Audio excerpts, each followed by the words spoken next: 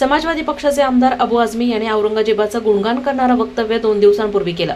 त्यामुळे हिंदू धर्मीयांच्या भावना दुखावल्या असून अबू आझमी आणि अशा देशविघातक मानसिकतेच्या लोकांवर देशद्रोहाचा गुन्हा दाखल करण्यात यावा अशी मागणी सामाजिक कार्यकर्ते दिनेश जोशी यांनी पोलीस अधीक्षकांकडे निवेदनाद्वारे केली आहे। छत्रपती संभाजी महाराजांना ज्या औरंग्याने अनन्वित अत्याचार करून मारलं, ज्या औरंग्याने भारतभर मंदिरे उद्ध्वस्त केली, येथील हिंदू धर्मीयांचा छळ केला, त्या औरंग्याचा खरा इतिहास न वाचता अबू आझमी सारखी व्यक्ती त्याचं गुणगान गातीये।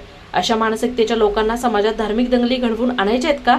या लोकांच्या असे जाणीवपूर्वक वक्तव्यामागचे मनसुबे काय आहेत याचीही चौकशी करण्याची मागणी या निवेदनाद्वारे करण्यात आली आहे।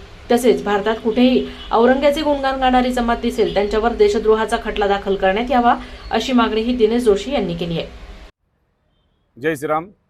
2 दिवसापूर्वी महाराष्ट्र शासनाच्या विधानसभेच्या अधिवेशनाच्या सुरुवातीलाच मानखुर्द मुंबई या विधानसभा संघाच्या सदस्याने म्हणजेच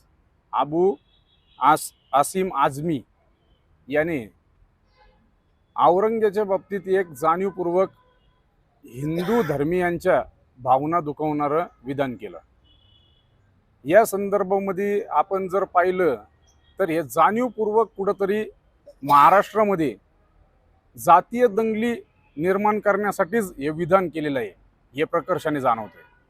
त्याच संदर्भामध्ये आज आम्ही अहिल्यानगरचे पोलीस अधीक्षक माननीय श्री ओला साहेब यांना निवेदन देण्यासाठी आलो होतो।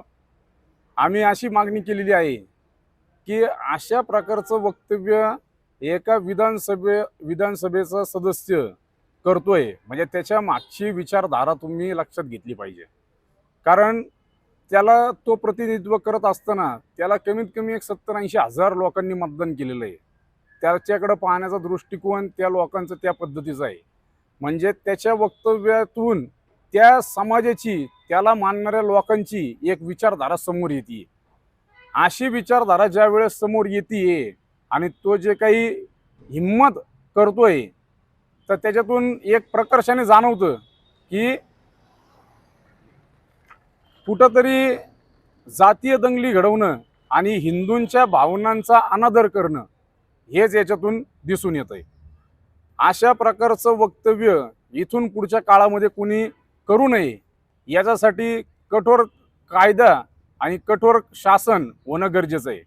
त्याच्यामुळं या अबू आझमीवर देशद्रोहाचाच गुन्हा दाखल झाला पाहिजे, त्याची कसून चौकशी झाली पाहिजे आणि त्याच्या डोक्यातले काय विचार होते हे करण्यासाठीचे हे वक्तव्य बोलण्यासाठीचे हे गृह मंत्रालयाने याची दखल घेऊन त्याच्यावर कठोर कारवाई करण्यात यावी असं निवेदन आज आम्ही पोलीस अधीक्षकांना दिलंय।